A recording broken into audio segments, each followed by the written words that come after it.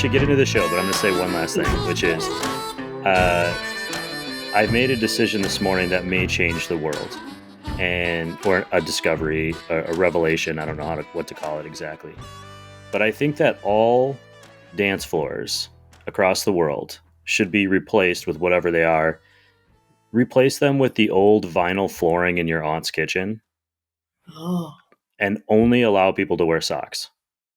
Did you have a wipeout this morning whilst dancing and making coffee? No, I was dancing while making this cup of coffee, and I was amazing at it.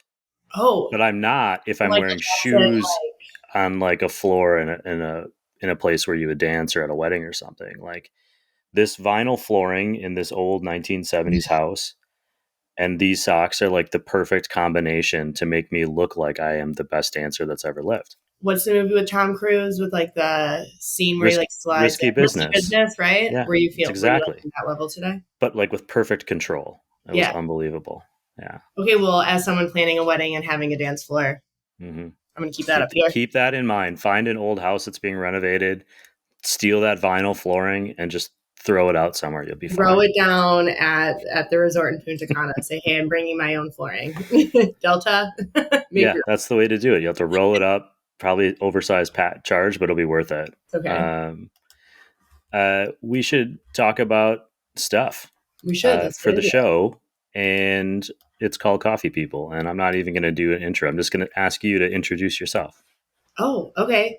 Who are you? That's probably going to be like the hardest question. Hi, how are you? I'm good.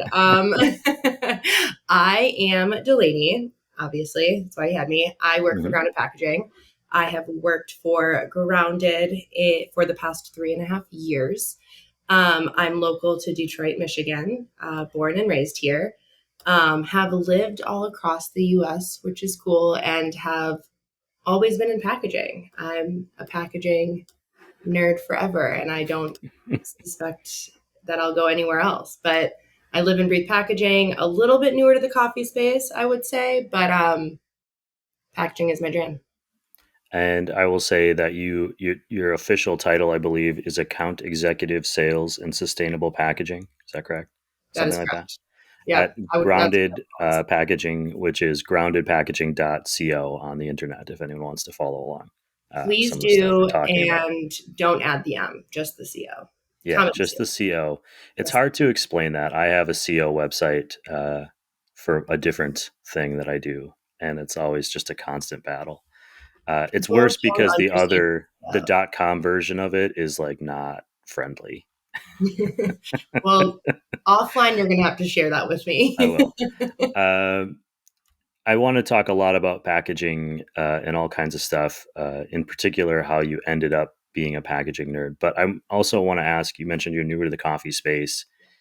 Do you have any memories of coffee, either growing up or kind of a first thing that you tried and was like, oh, this is something different? Like yes and no, right? I feel like everyone has that traditional coffee experience when they like hit college, right? And you're pulling that first all-nighter writing a paper and you're like, oh, this coffee's really going to help. And you like chug a full gallon full. I feel like everyone has that like, major milestone moment at like 18 years old. Coffee though, specifically my first memory, as I said, I'm a Detroit native, so I'm a Midwestern girly. Tim Hortons is here, right? So I grew up on the Timmy Hose. My mom loved like the Frappuccino. What were they called? Whatever. They were like frozen. Oh, ice caps. So my mom used to love an iced cap, and that love got passed to me. And I have very specific memories of me and two of my best friends. We'd see each other like once I got my license, like every morning, like clockwork, in the Tim Hortons drive-thru on our way to first hour. And if we were going to be late, we'd also snag our teacher one to try to like get her to not write us up, So yeah.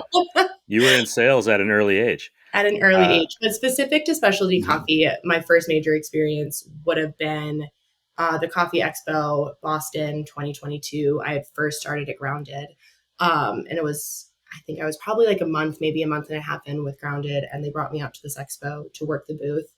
And I was just absolutely blown away by the sheer size and scale of, the specialty coffee space.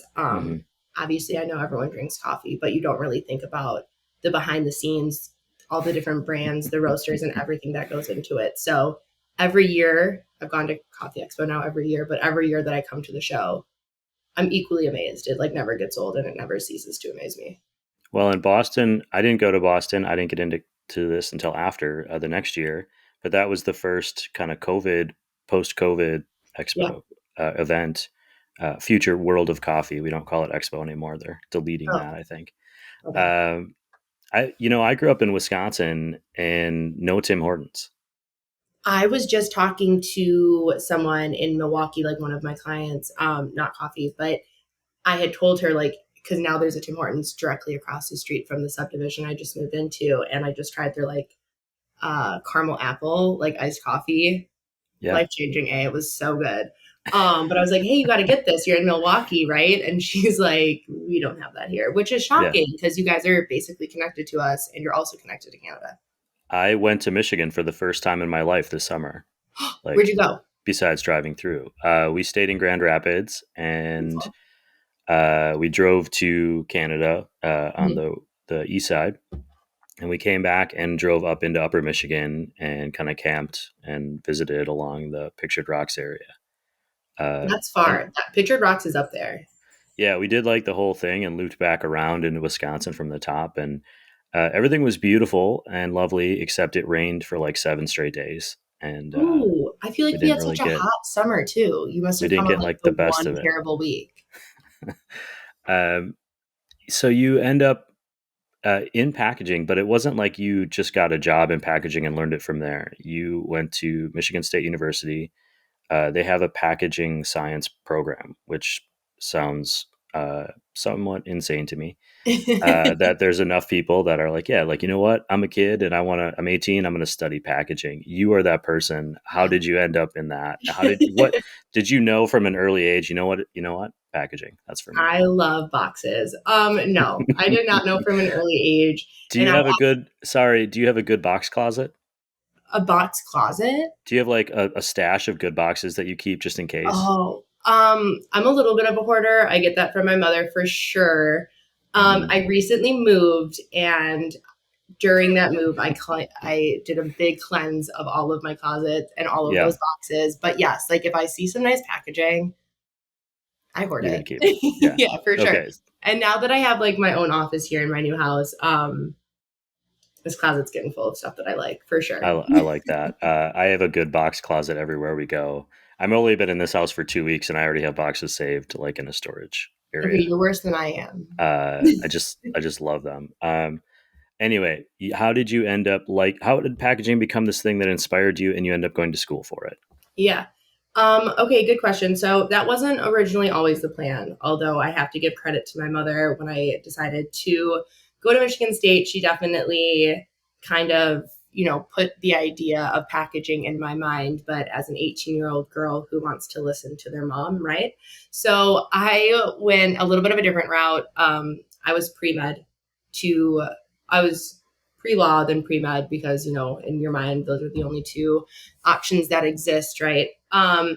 But after volunteering at one of the local hospitals, I realized I hate anything like bloody, gory. Like pre-med was definitely not going to be an option for me or the route that Hmm. I was going to take.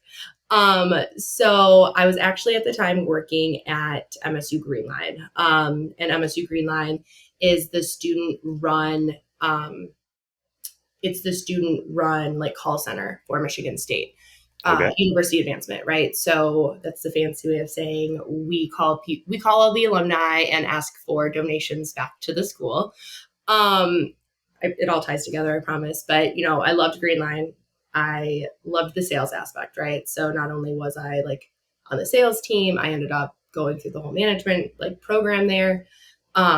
And it was during my time at Greenline though that one of my work friends, she was in packaging, and I was going through kind of that mid-college career crisis. What am I going to do with my life? Oh my God, I need to figure this out. I'm 20 years old. And she's like, why don't you give packaging a try? Like, why don't you sign up for Packaging 101?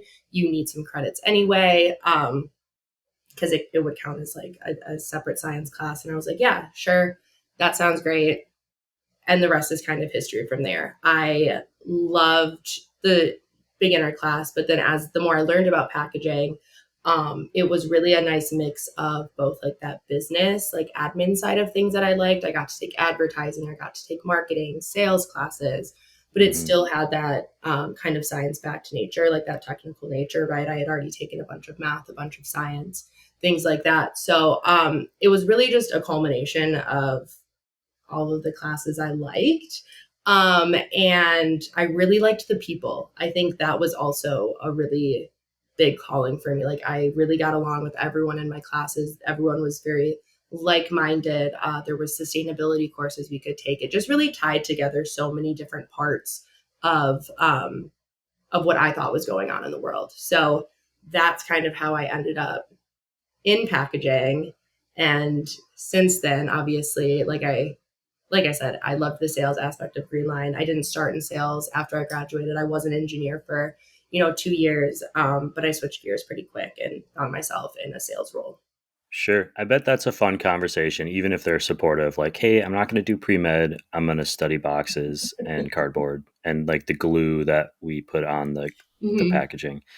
Mom and Um, studying stickers. yeah, exactly.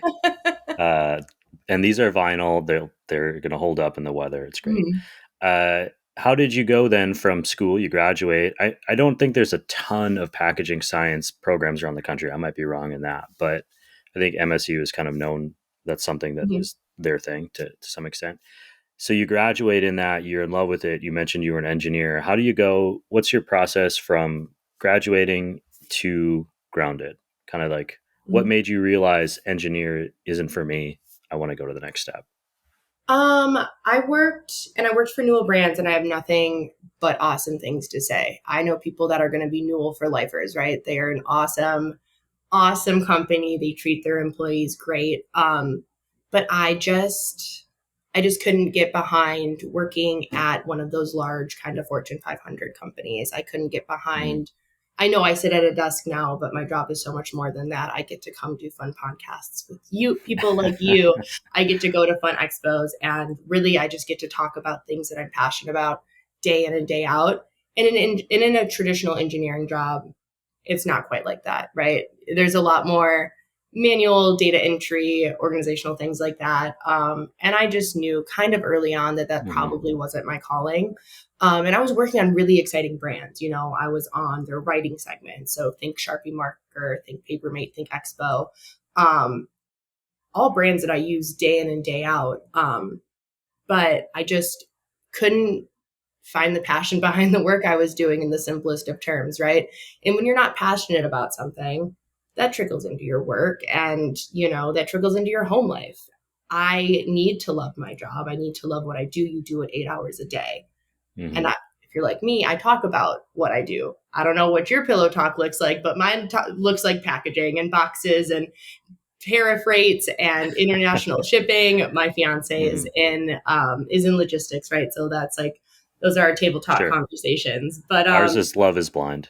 So that's what we're okay, I talking really about. need to get Trevor into Love Is Blind. I'm not up Yeah. to date on the current season. The key is just leave it on all the time. And then as he pokes his head in and he's like, oh, this is dumb. But then he watches like 2 minutes. Then the next time it's 4 minutes. And then the next time you find out you like watch a whole season, you're like, wow, that was kind of fun. And then your wife says, there's like 8 more seasons. And you're like, what? And then you go into like a week long binge.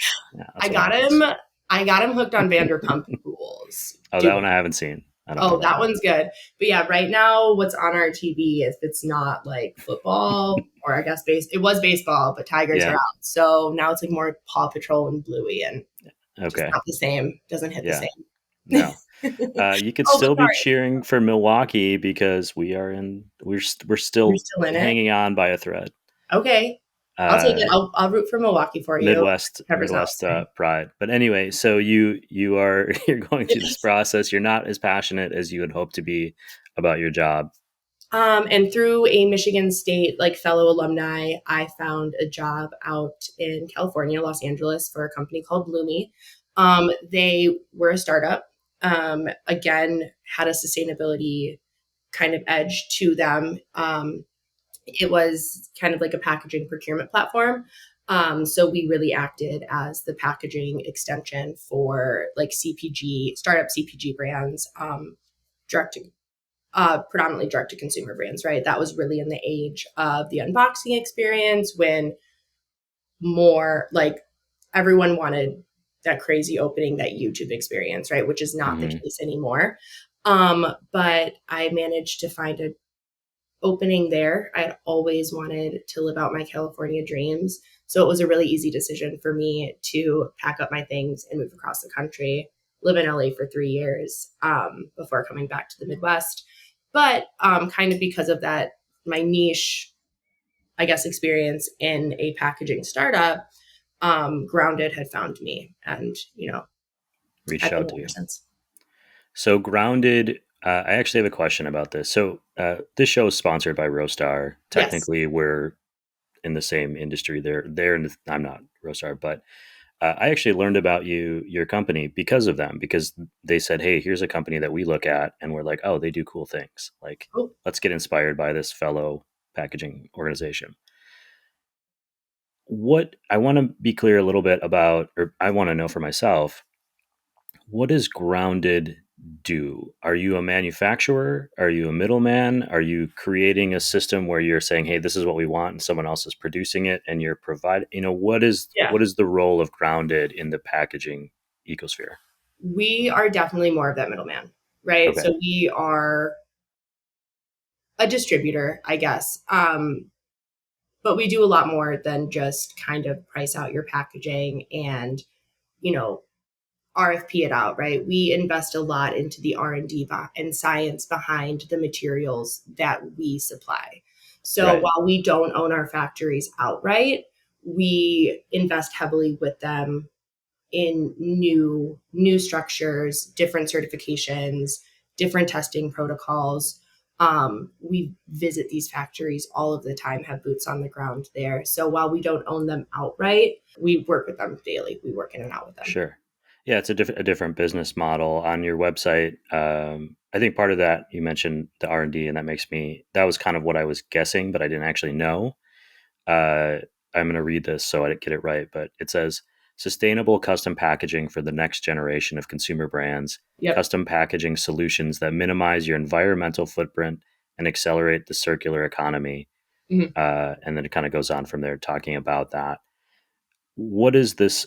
Why the sustainable thing? Like packaging is, I have more thoughts on this, but it's all around us all the time. Yeah. How do you create sustainable packaging, and what does that term circular economy mean when you're talking to your clients? When what I guess, and what does it mean in Grounded's kind of internal ethos? This is why we're doing this way. I guess the better question is like, why wouldn't we? Burn. Yeah, turn it on you. But no, so I think we can talk a little bit about how Grounded got started, right? Sure. Which could be interesting. So, it all started with our fearless leader, Ben. Ben Grant, if you're listening, give me a raise. Just kidding.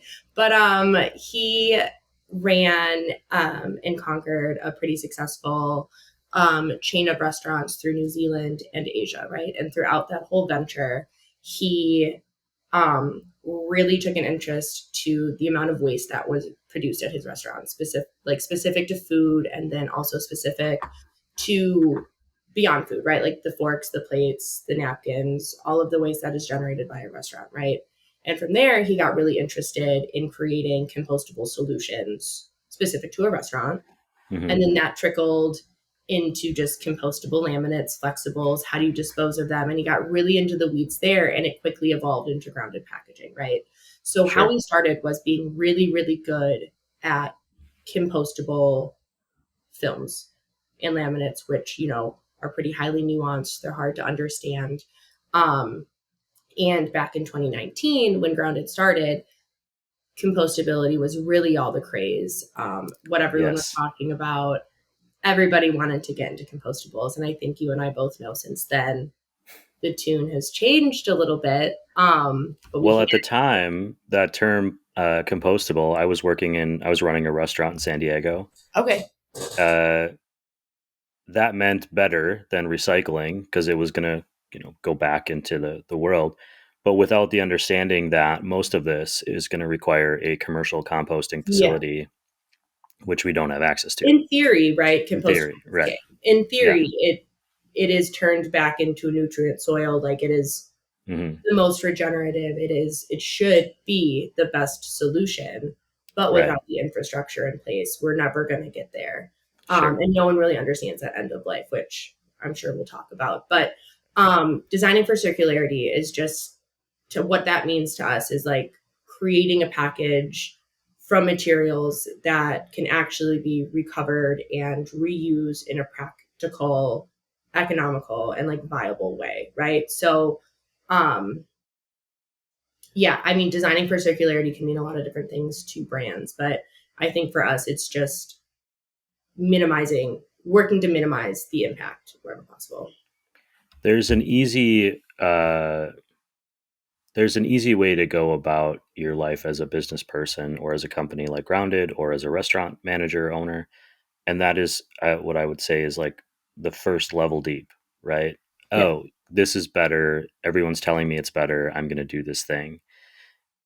It's another, and it's the next step is going, oh, is it actually, and digging into what happens with that product or with that thing. And for us back in 2019, 2020, learning that we couldn't actually compost, the plastic, like it almost created this weird situation where people were creating more waste because they thought they were going Doing with an alternative solution and it doesn't work. So the idea that things can be circular and actually fully complete that circle, and that's part of the problem is if you're going around, usually there's a hiccup somewhere or a gap. And now how do we bridge that gap?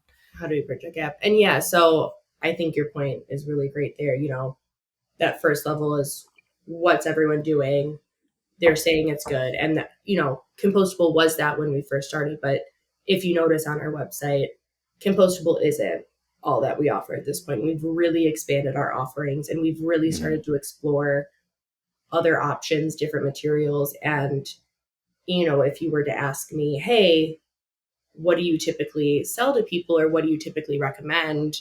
My answer wouldn't be a compostable pouch. And for some, yeah, sure, it might work best if you have some type of buyback program, send back program. You Mm-hmm. know who your consumers are. You feel confident that A, they're in an area that they do have access to an industrial compost, or B, these are like homegrown compostable folks. They have that home compost in their backyard. They deeply care, then it makes sense.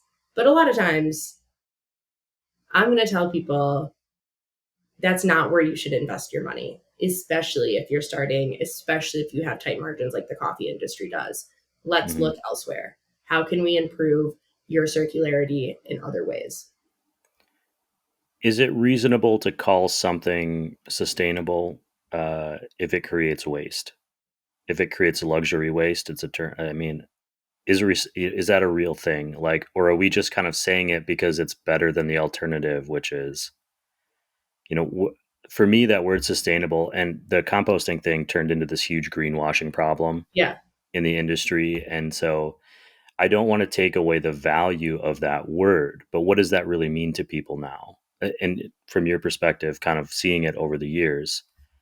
Well, I think that the whole greenwashing behind compostability has really kind of put a negative connotation on the whole sustainability like realm is like specifically within the coffee industry, right? Like Hmm. I think a lot of folks were burned by some level of greenwashing at some point and they don't know who to turn to or where to look for proper information without being misinformed. And that's a lot of the feedback I get when I'm on calls with like new customers. Like we've been told X, Y, and Z for so long. How do we Hmm. know that's true? And part of what we do at Grounded is we've created Scope, which is an internal sustainability calculator, which helps brands kind of calculate what their packaging impact looks like. And it takes into account their carbon footprint. It takes into account their circularity score based off the Ellen MacArthur Foundation, if you're familiar. It takes into account material usage, virgin fossil fuel reliance, all of those things. So we are never going to say that we're never going to tell a brand that, there's a right answer. I think there's definitely probably a wrong answer. in a lot of cases. But there's no right solution here. And we'll Right. be the first to admit that. But we do think that there are better solutions and solutions that can move the needle in a more positive direction. But where I was going with the whole scope comment, sorry, is just that we use data when we share with our client, when we are trying to push our clients a certain way. Um, Right. if they have like strong feelings on something, we use a data driven approach. And that's kind of, I think, our differentiator and how we help clients make those best fit decisions for their brands. Um, and I'm sorry, I don't know if I've ever heard of the term luxury waste. What does that mean? It might be a term that I invented. Okay. Uh, but I think of luxury waste in my own life a lot as things that I don't need, but I want. And then the packaging creates waste because I've purchased them. So Oh, okay. I, and I'm going to ask about this. I was going to ask about this later, but I think of packaging as art a lot of times. I think Okay. good packaging can be just as interesting and inspiring as some of the art that's on the walls that we have. And we Yeah. buy a lot of unnecessary art. So I use this term luxury waste because it's like I buy like a specialty bag of coffee. I have a drawer where I save all the bags because I don't like throwing them away and I don't know what to do with them. Uh, but I could just as easily only buy coffee from the place that refills the tin, Yeah. or I could only buy from the place that has a truly recyclable package, or I could buy a 5 pound bag instead of a 12 ounce bag and then, have less of them, even though it's a Yeah. greater scope. So I just think of luxury waste as anything that I'm buying that's creating waste, in particular with the packaging and the boxing and the shipping, that isn't essential. It's a choice I'm making because I want to live my life in a certain way, and it makes my life happier and better, but it's not necessary if I'm gonna get down to it. Well, we're And living in the age of consumerism, right? You're not like, I feel like a lot of people probably generate a lot of luxury waste, yeah, unfortunately. oh But yeah, and you can't get away from it. There's no way yeah, around it. I would argue that some brands really lean into that luxury waste segment, but other brands are super cognizant and lean heavily away from that. And where Right. I've seen folks going is kind of that opposite direction of 2019, of that like less is more. Whereas maybe they'll put a lot of artwork on there, but Glossier, for example, when you go to their checkout, you can choose if you want that cool like bubble zipper, like this, Yeah. that like iconic pink zipper bag. There's a lot of places that are having you opt in and out of different packaging solutions. So to your point, I think that there's definitely an industry for it. There's like there's a segment for it, but I think we're going to consistently see brands shifting away from that, especially right now as so many different economic things are happening and tariffs are driving certain decisions and Oh, I haven't heard about this. What are you talking about? tariffs. Never No, heard of them. no, it's not They're something not causing I'm me any acknowledging. stress. No, I'm only stressed about health insurance. It's a totally different thing. Mm, Uh, I like the idea of you mentioned your calculator on your website, groundedpackaging.co, packaging footprint calculators there. And while it is, I mean, there's a million different levels you can go, it does kind of take into account more than just here's the one thing. It's also how where it goes, what happens yeah. to it once the user gets it, considering that as you're making choices, which I really appreciate. Um, you just mentioned some of them, but I, I'm a good example of somebody whose perspective has changed and has been in the industry as the customer for packaging and certain products and recycling, compostable. And my perspective has changed and evolved in part as I've seen and been the person who was told a bunch of different things that didn't come to fruition and been like, well, then why am I trying so hard? Yeah. What are your challenges in selling sustainable or selling a product that your company believes in? When somebody's on the fence or they're thinking about it, I'm assuming I can't, not one to one. There's too many products to really compare, but there's probably some price issues when you're trying to do things a certain way or when you're putting money into R&D. Although Yeah. I assume maybe you offset that by not, owning the factories in general. But, Mhm. what are your challenges as the salesperson, the person at Expo, like talking to somebody wandering by going, well, there's 50 packaging companies here, which is really only like two or three, but like seems like a lot. Uh, a lot of people are getting stuff from the same places. Uh, how do you say to someone, you know what, you seem like the right customer. The thing that we're selling works for you. Okay, these are all good questions. I'm really bad at like making my question one thing and then making it 10 things. I'm sorry. No, I'm I not a feel like very we good do really interviewer. well back and forth though, because like I also tangent, so this Yeah. is really good. Okay. Perfect. We're, I would say yin and yang, but we're like yin and yin. So, um, but what I really like about the coffee industry, to be quite honest, is that I don't really think that sustainability ever really needs to be sold into Mm, this space specifically. From what I found over the past 3 years is that it's an industry where most brands already kind of want to do right and do good by the planet. So the conversation more so pivots to like problem solving, right? And my role is really helping just those puzzle pieces fit. mm, Aligning cost, brand image, and then like that specific vertical of sustainability that a brand is trying to fit into, right? Like I have some folks coming to me really, really worried specifically about end of life. Like where is this going to end up? And we have to work through all of those different challenges, right?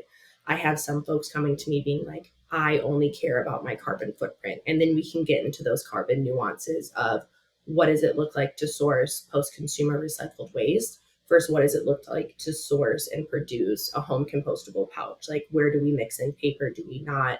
Some care about fossil fuels. So, like, how do we get the highest bio based percentage in a bag?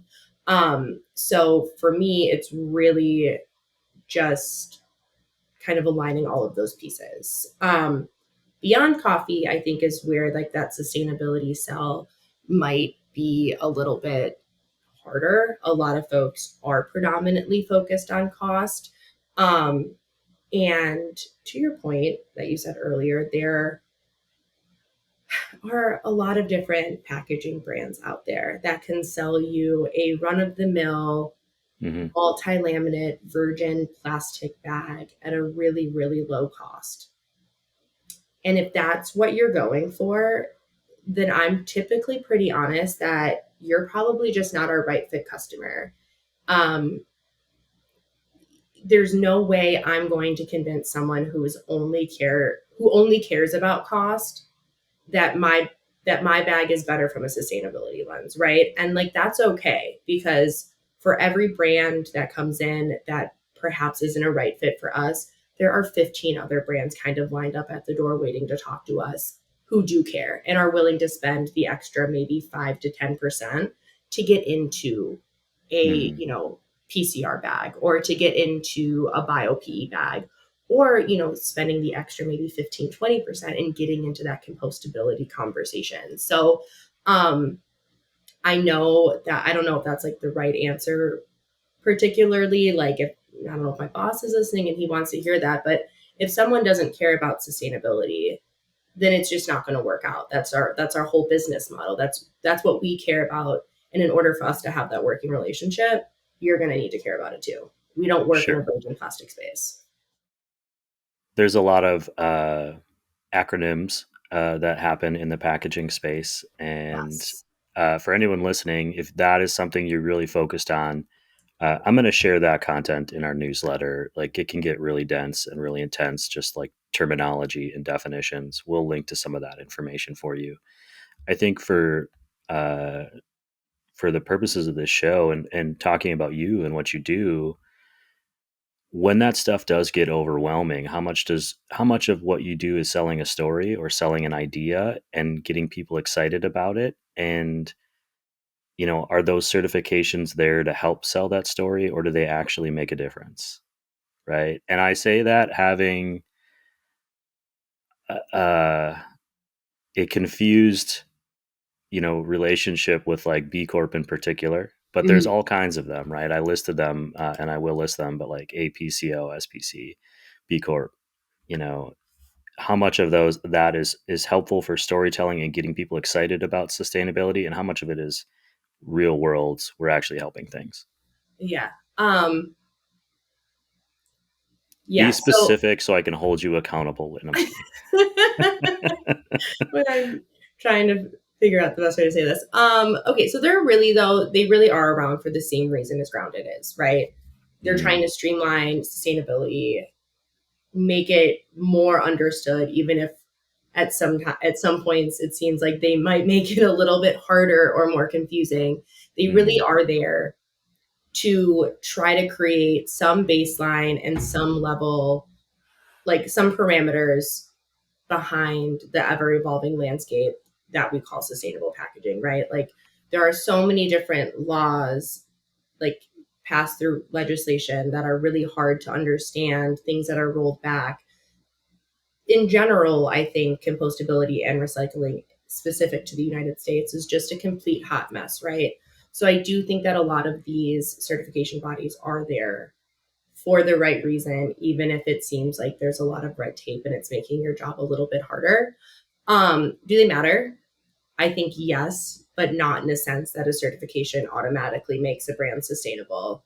You mm-hmm. know, just because someone is B Corp versus not B Corp, it that doesn't mean that one company is better than the other. Perhaps the brand B doesn't have, you know, the personnel right now to go through all of the tedious paperwork that B Corp requires to pass those certifications, right? But maybe they, you know, collect rainwater to flush their toilets. Like that's how sustainable they are, and they really care. They just Mm-hmm. haven't gone through all of the right paperwork to do so.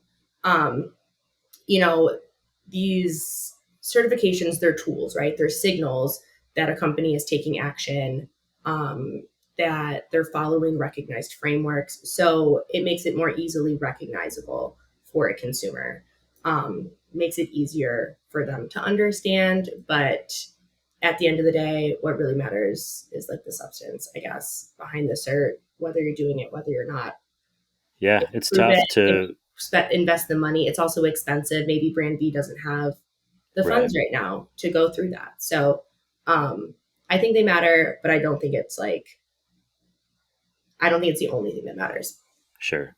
It's tough because as somebody who I spend a lot of my time thinking about this stuff, and Yeah. I have been accused by some people that live in the same house as me of being an extremist sometimes when it comes to things like this. Mhm.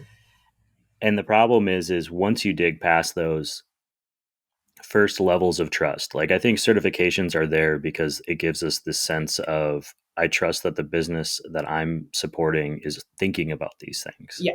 they're they're concerned about them, and I trust them to make better decisions than I can because I am not the expert in this field. And when we get burned, or when we see a company like Nespresso become certified in one of these key, you're like, well, wait a minute, like how does that work when you're that big? uh, Packaging in particular is not impermanent. It exists on a timeline of sorts, which is usually longer than ourselves. so Unfortunately. so there's a lot of for me a lot that goes into the psychology of buying Yeah. something, and what it's gonna work. So do you uh, buy things based on certs? I think there was a period where I would choose a brand over another brand based on certification, Okay. or the because it was more about like they've gone through some level of effort. But the more I learn about the process and the expense of certification, the less I'm almost sad, because it's like that was like one barrier to entry that Yeah. I could be like, oh, I'm gonna buy my toilet paper from Who Gives a Crap because they have this certification or whatever. Right. But I realized, no, I actually have to think a little bit harder about it. The certification is a nice indicator, but it's only one of many. And having lived in California for 12 years, we have all been extremely burned by the whole recycling program collapse and learning that none of our stuff was actually recycled. That was just being shipped overseas. And so then you start getting into this, well, wait a minute, there's a lot of emotion, I feel like, in packaging. I mean, in the way that there is in being a human. But even just walking into a grocery store, it can be overwhelming, right? There's the reason why Trader Joe's only offers two ketchups instead of 75. And so I think there's this, if you're able to step outside, the realization of what your impact is, it's really wonderful and interesting to think about. Uh, Once you get caught up in the other part of it, it can be very overwhelming. Uh, Yeah. which One of is the bigger things I've had to realize over the past 3 years, as I personally started to delve more into these types of certifications, that's like newer to my role at Grounded, is just some of the red tape behind it, right? And sure, it is how some brands are going to have a leg up because they might just have a little bit more money, and how there's also like ever changing goalposts, right? Like you can yeah, apply for one certification one year and the next year the rules might be totally different, or your packaging might adhere to every single standard to check all the boxes for a certain certification, but the product you put it in is slightly off kilter from what they require, and so you can't put that logo on your bag. And I'm obviously speaking in like broad generalities, but mm, it's been an eye-opening experience these past like 2 years as I dove in. yeah. That's why I only buy gasoline from B Corp certified companies. Sorry, I don't mean to joke up B Corps. Uh, I always try to learn something on every show that's for who I assume the audience is. Um, Most of it's just for me selfishly because I like talking to people like you. Uh, but if I am trying to get coffee smarter, is what we say. But Yeah. what should a coffee business or a roasting business that's looking for packaging know? What do you wish that they knew when they started getting into it? What do I wish they knew? The first thing that any roaster is probably going to do is put their coffee into a craft blank bag and handwrite with a marker on it.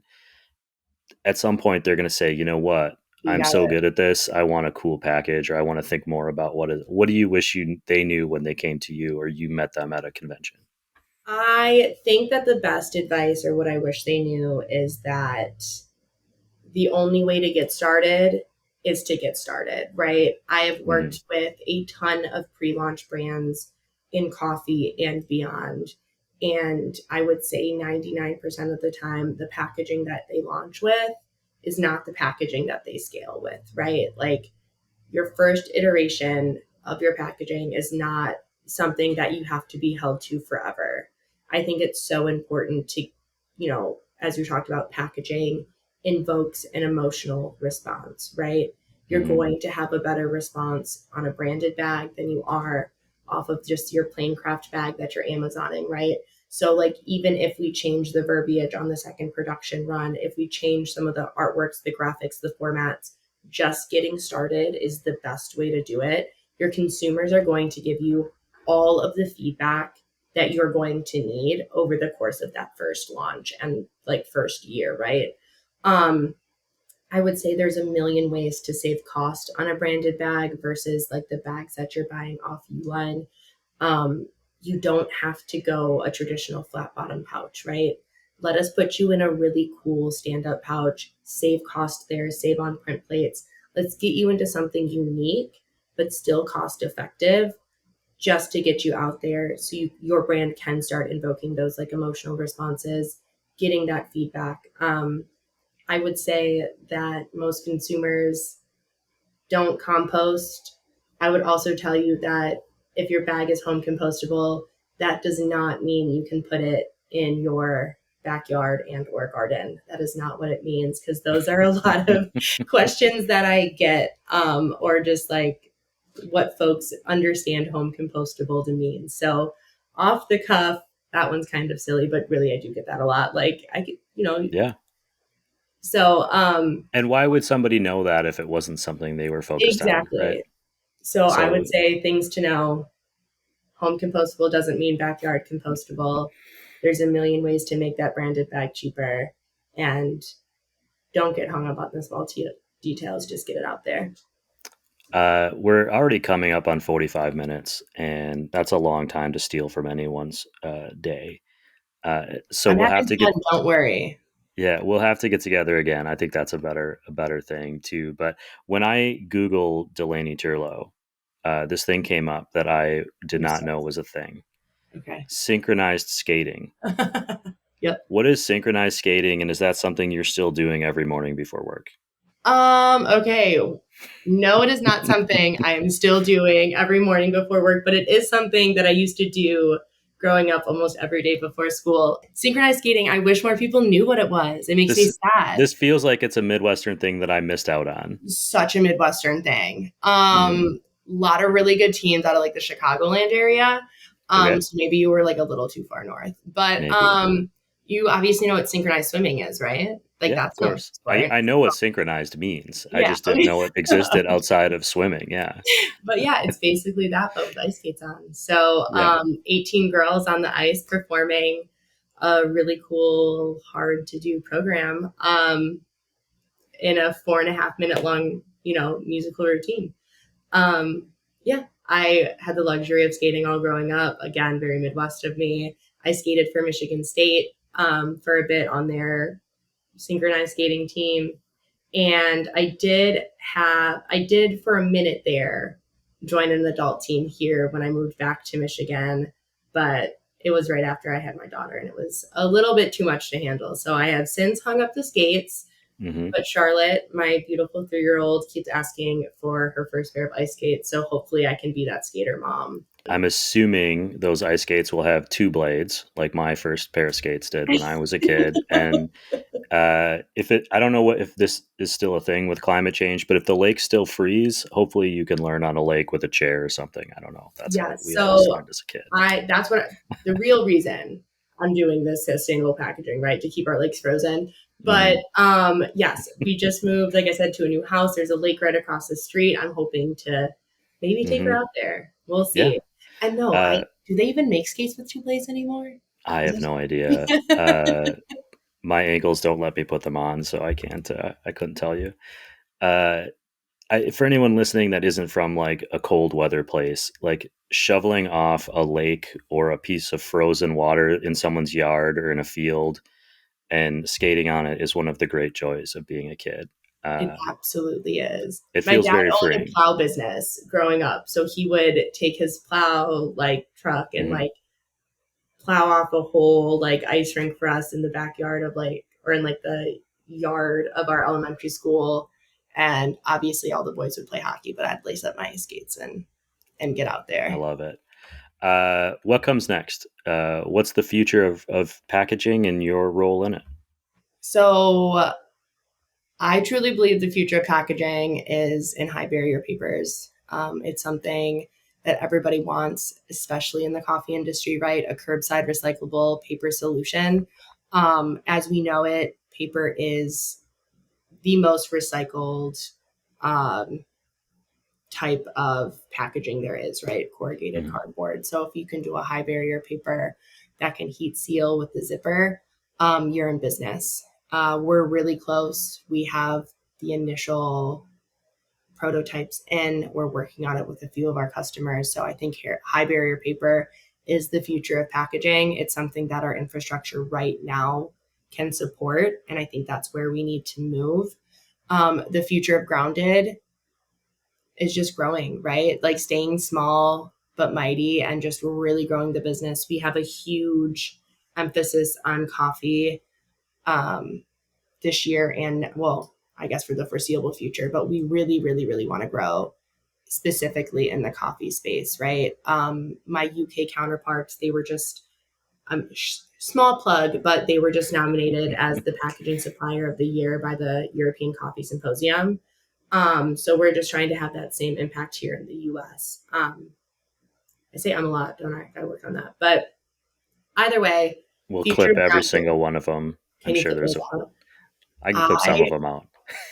I sometimes I Snapchat my friends, right? We like monologue throughout dialogue throughout the day. Hmm. And I realized that I say and a lot. Like Oh yeah. that's my transition word. So if you pick up on that, I apologize. Everybody has a little thing they do. I luckily for me, I only narrate the dog's thoughts to myself out loud. But I was listening to a new podcast, and the host is really good. The content is something I care about. but he says quite frankly to launch into a sentence or into a monologue. And it's so distracting because he does it every other paragraph of speech. And I don't think he realizes he does it. We all have these little ticks. That's like a We long do. one though. Quite frankly is Yeah. quite frankly. Okay. Any ly words I have a little pet peeve with. I honestly, I had an English lit teacher like tell me once that if I put more than one ly word on anything that I wrote on any single page, she'd give me an F. And so I was so aware of it. And now it's become this thing that I realize everyone does all the time. That's really But stuck with you. it's really stuck with me as a pet peeve. Yeah. I learned from her. And she was a I'm great going to pick teacher. up on that now. Yeah, you'll start noticing it. Delanie, I thank you so much for spending this time with me and chatting about all this cool stuff. I could get so far into the weeds, but I'm glad that we have something else to talk about when we run into each other again. Did I miss anything that you really wanted to share today or say today? Get out into the world. No, I thanks so much for having me. This was really fun. I know obviously you're sponsored by Roastar, who we really respect. They are a wonderful business, and we want to grow to be the same size as Roastar. So hopefully we can work together. Our whole thing here is bringing people together. I have to finish off the show. 2 questions. One, if you were out at a specialty coffee expo and you stopped to do like a really good coffee shop, what are you going to order? I am a sucker for like a specialty drink. Like I want to know what their favorite drink is. So there's a coffee shop next to my house that does this incredible creme brulee hot coffee where they actually like bring the blowtorch over and do that like caramelized crusted top on there. So I get that every time. My other favorite coffee shop, they do an incredible peanut butter chai latte. So I get that. So like I want to know what they do best. I love that. I'm also like a sucker for a fall flavor. So pumpkin spice latte season. I'm in. And then my second and maybe the most important question of the day and how I'll remember you and judge you for all of eternity. What is or do you have a favorite Keanu Reeves movie? A favorite Keanu Reeves movie? Yeah. Oh, no. I couldn't name a single one. Wait, no, he's in The Matrix, right? He is in The Matrix, yes. It's a big one. He's like a great actor. Name some other ones that I might know. Oh, well, he's in Point Break. He's in Speed. I mean, a lot of classics. Bill and Ted's Excellent Adventure. The Lake House with Sandra Bullock, in which he writes letters to her through time and space, and they fall in love. Incredible. That sounds lovely. If you like Love is Blind, you'll love The Lake House. I would say...